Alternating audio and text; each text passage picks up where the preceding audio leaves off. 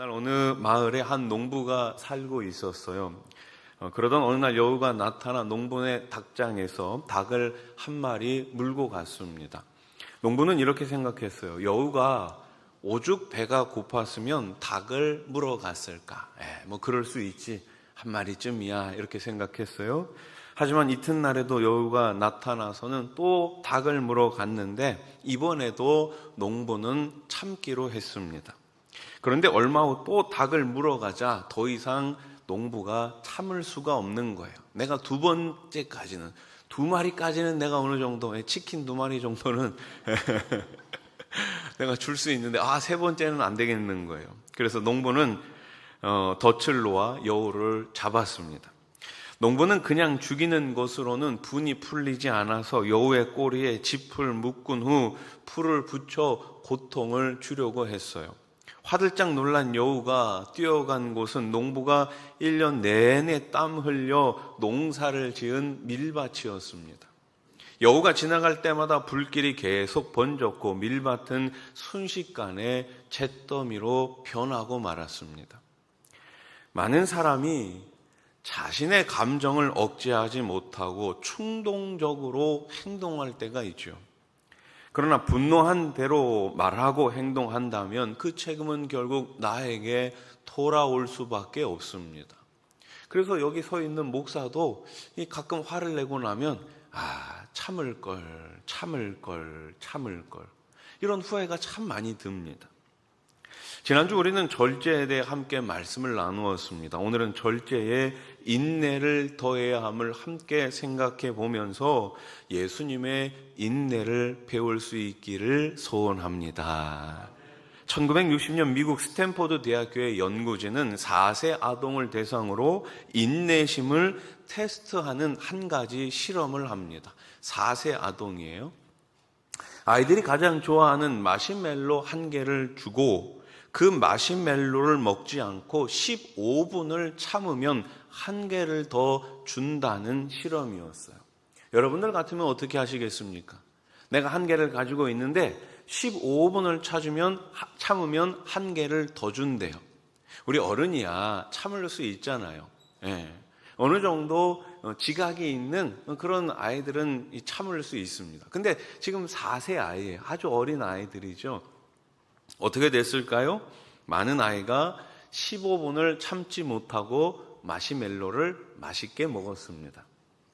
하지만 그 중에 15분을 기다려 마시멜로 하나를 더 받은 아이들도 있었어요. 15년이 지난 다음에 연구진은 실험에 참여했던 아이들을 비교했습니다. 15분을 참지 못해서 낼름 마시멜로를 먹은 아이들과 15분을 잘 참아서 한 개를 더 받은 아이들, 이제 15년이 지난 다음에 이 두 아이들이 어떻게 성장했는가를 비교했습니다.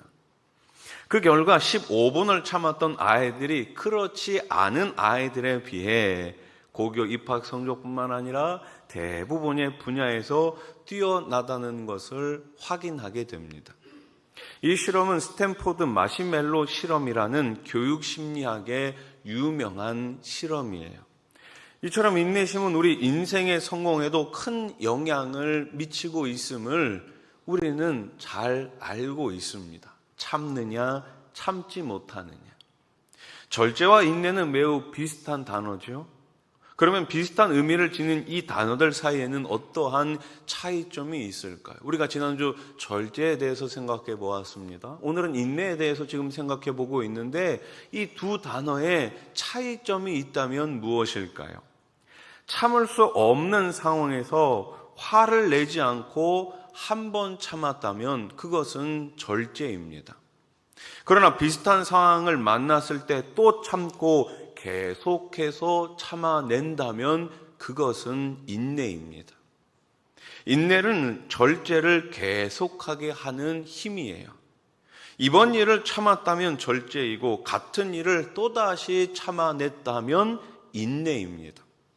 그런 의미에서 인내란 참을 만큼 참았다고 생각했을 때 한 번 더 참는 거예요. 따라해 보십시오. 한 번 더. 한 번 더. 그래요. 우리는 한 번 더라는 이 말을 주의 깊게 기억해야 합니다. 한 번 더 참는 것, 한 번 더 견디는 것, 한 번 더 도전하는 것, 그것이 바로 인내입니다. 이것만은 못 참는다고 할 때 그것까지 참는 거예요. 한계가 왔을 때 다시 한번 주님을 생각하고 주님처럼 참아내는 것, 그것이 바로 인내입니다. 그래서 우리는 누구에게서 이 인내를 배워야 할까요? 예수님에게서 인내를 배워야 합니다. 인내라는 단어의 한자어를 보면 참을 인자에 견딜 내자예요. 여러분, 이 참을 인자를 한번 보십시오. 참을 인자는 밑에 마음 심자가 있죠. 네, 여러분 한자 다 괜찮습니다. 밑에 마음 심자 있어요. 그 위에 있는 한자어가 칼날인이에요. 칼날인. 그래서 이를 해석하면 다음과 같아요. 인내란 마음을 칼로 도려내듯이 아파도 참는 것. 아파도 참는 것. 칼로 도려내면 얼마나 아픕니까? 네. 여러분, 우리 종이에 가끔 잘못하다가 이렇게 손가락 베지 않습니까? 우리 어머님들 음식하다가 이 칼에 살짝 이 손끝을 베도 얼마나 아픕니까? 그런데 지금 칼로 내 마음을 도려내는데 아프지 않은 사람이 어디에 있겠습니까? 그럼에도 불구하고 아파도 참는 것이 뭐라고요? 인내라고요. 참을만 해서 참는 것을 우리는 인내라고 하지 않죠. 참을 수 없는 중에 참는 것을 인내라고 합니다. 바로 예수님의 인내가 그랬습니다. 베드로전서 2장 22절 23절 한번 같이 읽겠습니다. 시작. 그는 죄를 범하지 아니하시고 그 입에 거짓도 없으시며 욕을 당하시되 맞대어 욕하지 아니하시고 고난을 당하시되 위협하지 아니하시고. 아멘. 예수님의 인내는 어떤 인내였습니까? 욕을 당해도 맞대어 욕하지 않으신 인내예요. 고난을 당하시되 상대방에게 복수하겠다고 위협하지 않는 침묵의 인내였습니다. 고난을 준 사람에게 자신의 힘으로 복수하려 하지 않으셨어요. 고난으로 인한 억울함을 누구에게 맡기셨어요? 하나님께 맡기신 인내였습니다. 그래서 히브리서는 이렇게 말씀하고 있어요. 히브리서 12장 1절 이러므로 우리에게 구름같이 둘러싼 허다한 증인들이 있으니 모든 무거운 것과 얼매이기 쉬운 죄를 벗어버리고 인내로서 우리 앞에 당한 경주를 하며 따라해 보십시오. 인내로서. 그렇습니다. 인내로서 우리는 경주해야 합니다. 인내를 가져야지만 끝까지 완주할 수 있는 거예요. 그러면 예수님이 고통의 십자가를 지고 인내하실 수 있었던 이유가 무엇입니까? 어떻게 예수님은 인내하실 수 있었을까요? 이어지는 2절 말씀을 우리 한번 같이 읽어봅시다. 시작. 믿음의 주요 또 온전하게 하시는 이 예수를 바라보자.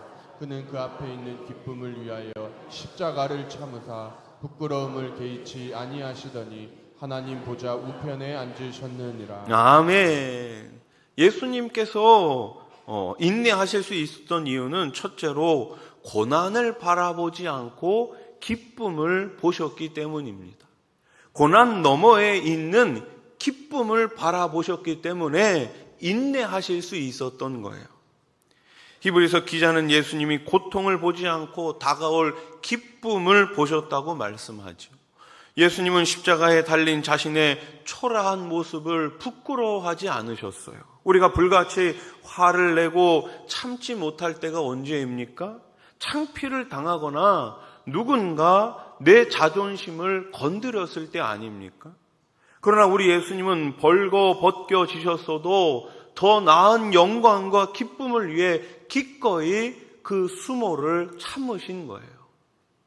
둘째로 예수님은 십자가보다 보좌를 바라보셨습니다. 예수님은 십자가 위에서도 자신이 누구인지를 잊지 않으셨어요. 예수님은 수모와 고난 중에도 자신은 하나님의 우편에 앉은 자라는 자신의 신분을 기억하셨습니다. 자신의 정체성을 잃지 않으셨어요. 어떤 상황에서도 초라해지지 않으셨습니다.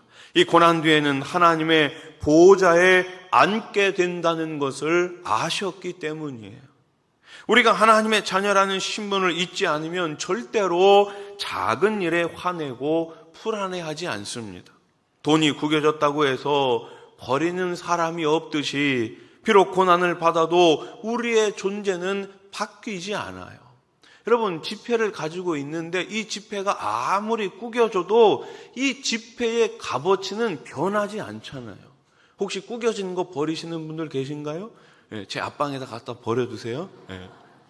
돈은 아무리 구겨져도 그 정체성, 그 가치는 조금도 잃지 않습니다. 없어지지 않아요.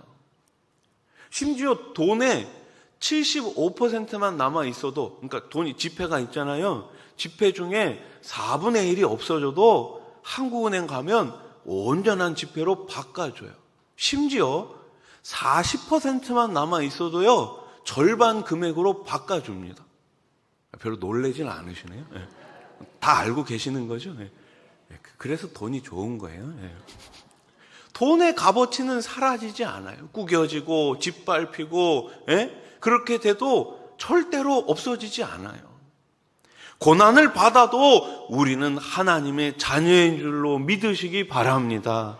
예수님이 고난을 이기실 수 있었던 것은 고난보다 기쁨을 바라보셨고 십자가보다 그 너머에 있는 보좌를 생각하셨기 때문입니다.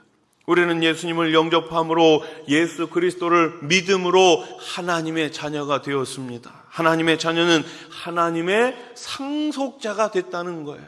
여러분, 상속자 얼마나 좋습니까?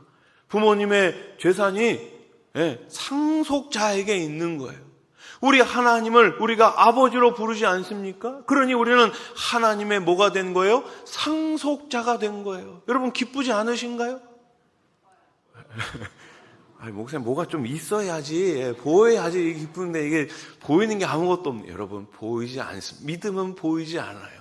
그러나 분명한 사실은 우리는 하나님의 상속자다라는 거예요. 우리 옆에 계신 분들과 이렇게 인사합시다. 우리는 하나님의 상속자입니다. 우리는 하나님의 상속자입니다. 상속자가 기억해야 하는 게 있어요. 상속자는 영광도 받지만 뭐도 함께 받아요? 고난도 함께 받아야 해요. 그래서 지금 당하게 되는 고난은 장차 나타날 영광과 비교할 수 없는 거죠.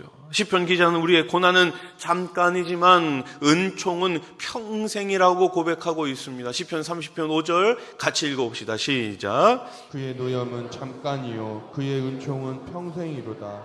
저녁에는 울음이 깃들일지라도 아침에는 기쁨이 오리이로다. 아멘. 노염은 잠깐이에요. 고난은 잠깐이에요. 어려움은 잠깐이에요.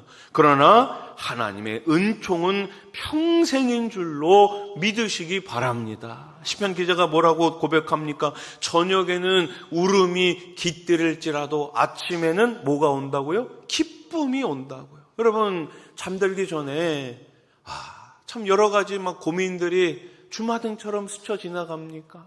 내일 하루 어떻게 또 살아가지? 내일 하루 또 어떤 일을 당하게 될까? 고난 가운데 있으십니까? 걱정 문제 가운데 있으십니까? 그럼에도 불구하고 아침이 되면 우리 하나님을 바라보면서 오늘 하나님께서 나에게 어떤 기쁨을 주실까?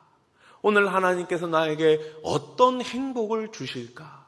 그것을 기대하며 하루를 시작하는 우리 손아선교회 모든 성도님들 되시기를 주님의 이름으로 축복합니다. 고난을 만나서 참을 수 없을 때 우리보다 더 큰 고난 속에서 참으신 예수님을 생각하시고 고난 가운데서 승리하시기를 다시 한번 주님의 이름으로 축원합니다. 여러분, 지금 참을 수 없는 어려움을 겪고 계십니까? 죄를 지어 받는 고난이라면 당연히 회개해야겠지만 하나님의 영광을 위한 고난이나 이해할 수 없는 애매한 고난을 지니고 있다면 인내하고 참으시기 바랍니다. 우리 하나님께서 이렇게 말씀하시죠. 베드로전서 2장 19절 20절 세 번역으로 한번 같이 읽어봅시다. 시작. 억울하게 고난을 당하더라도 하나님을 생각하면서 괴로움을 참으면 그것은 아름다운 일입니다. 죄를 짓고 매를 맞으면서 참으면 그것이 무슨 자랑이 되겠습니까? 그러나 선을 행하다가 고난을 당하면서 참으면 그것은 하나님께서 보시기에 아름다운 일입니다. 아멘. 뭐가 아름다운 일이라고요? 선을 행하다가 고난을 당하면서 참을 때, 이것이 바로 하나님 앞에 아름다운 일이 되는 것입니다. 억울한 일이 있더라도 하나님을 생각하면서 괴로움을 참으면 아름다운 일이 됩니다. 선을 행하다가 고난을 당하면서 참으면 하나님 보시기에 아름다운 일이 됩니다. 우리 화산의 가족 모두가 하나님 앞에 아름다운 일을 계속해 나갈 수 있기를 주님의 이름으로 축복합니다. 예수님의 인내는 크게 두 가지였죠. 고난 너머의 기쁨, 십자가 뒤에 보좌를 바라보시는 거였어요. 이제 우리도 그 예수님의 인내를 배워 한 걸음 더 나아가 인내를 온전히 이뤄야 합니다. 마태복음 18장에 보면 베드로가 예수님께 여쭙지요. 질문을 합니다. 예수님, 만일 내 형제가 나에게 죄를 범하면 몇 번이나 용서해 주어야 할까요? 몇 번쯤 용서해 주면 좋을까요? 7번이면 괜찮겠습니까? 같은 잘못을 7번까지 참아주는 것은 어마어마한 인내입니다. 베드로는 예수님께 자기의 인내를 자랑하기 위해서, 칭찬받기 위해서 이 질문을 하고 있는 거예요. 그런데 예수님께서는 뭐라고 말씀하십니까? 마태복음 18장 22절, 예수께서 이르시되 내게 이르노니 7번뿐 아니라 7번을 몇 번이요? 70번까지라도 할지니라. 아멘. 베드로는 당연히 예수님께 칭찬받을 줄 알았어요. 그래, 7번? 야, 너 참 대단하다. 그래, 7번까지 참아, 용서해. 그런데 예수님은 그렇게 말씀하지 않으셨어요. 7번을 70번까지. 7 곱하기 70은 얼마예요? 예, 산수 잘하시는 분들 많으시네. 예, 490번이요. 근데 지금 예수님께서는 지금 490번을 용서해라, 이렇게 말씀하고 있는 것일까요? 여러분, 490번 세려면 세다가 까먹어요. 예. 490번 용서라는 말씀이 아니죠. 예수님의 말씀은, 예수님의 의도는 뭐예요? 계속해서 용서하라는 거예요. 끝까지 용서하라는 말씀이죠. 그렇다면 우리가 여기서 한번 생각해 봐야 합니다. 예수님을 믿고 지금까지 예수님은 나를 몇 번이나 용서해 주셨을까요? 우리가 다른 사람을 용서하는 것을 생각하기 이전에 예수님은, 하나님은 나를 위해 몇 번이나 용서해 주셨을까요? 7번을 70번까지만 용서하셨을까요? 예수님이 나를 향해 오래 참아주신 그 인내 덕분에 지금의 내가 있는 것이 아니겠습니까? 베드로후서 3장 9절 말씀을 보세요. 주의 약속은 어떤 이들이 더디다고 생각하는 것 같이 더딘 것이 아니라 오직 주께서는 너희를 대하여, 따라해 보세요, 오래 참으사. 오래 참으사. 자, 한 번 더, 오래 참으사. 오래 참으사. 그렇습니다. 주께서 우리를 향해 오래 참으셨기 때문에 저와 여러분들이 지금 여기에 있는 거예요. 우리가 인내를 하려면 하나님이 지금까지 나를 얼마나 인내해 주고 계시는지를 생각해 보면 돼요. 하나님이 나를 얼마나 크게 용서해 주셨는지를 기억하면 됩니다. 그러면 못 기다려줄 사람이 없고 못 참아줄 사람이 없습니다. 인내를 이야기하면서 우리가 자주 쓰는 말이 있죠. 참을 만큼 참았다. 네, 참을 만큼 참았다. 엄마는 참을 만큼 참았어. 네. 도대체 어느 때까지 참아야 하느냐라고 말합니다. 그런데 성경은 우리들에게 뭐라고 이야기합니까? 뭐라고 말씀합니까? 오늘 보면 4절 말씀, 우리 한 번 더 같이 읽어봅시다. 시작. 인내를 온전히 이루라. 이는 너희로 온전하고 구비하여 조금도 부족함이 없게 하려 함이라. 아멘. 아멘. 인내를 어떻게 하라고요?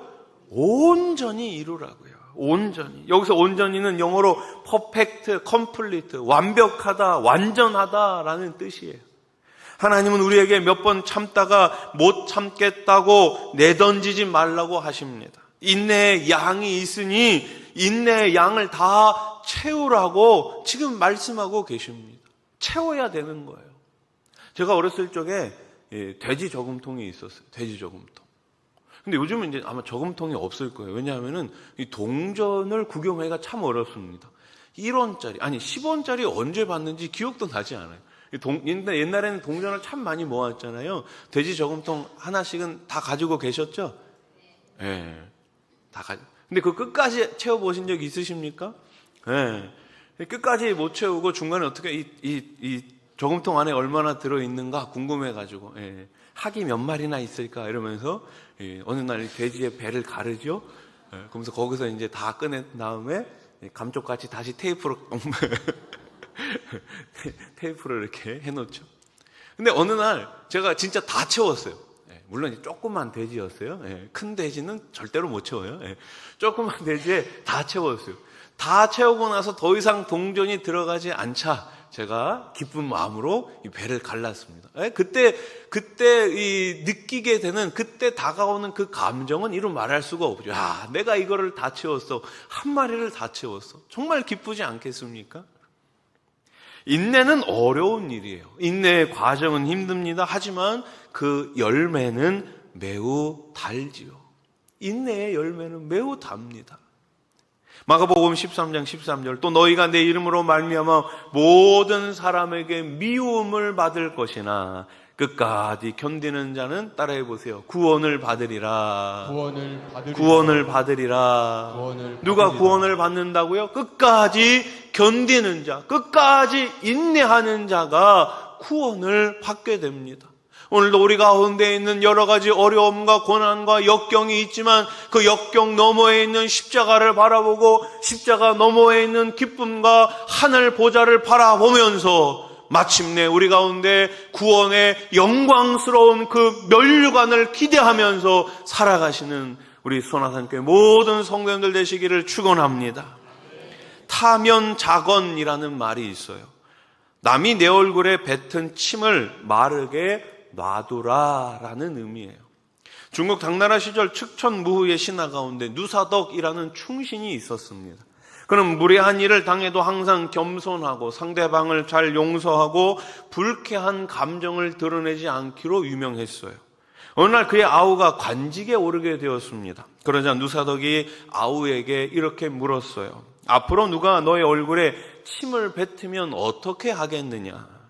이 아우는 그냥 아무 말 없이 닦아내면 되지 않겠습니까? 라고 말합니다.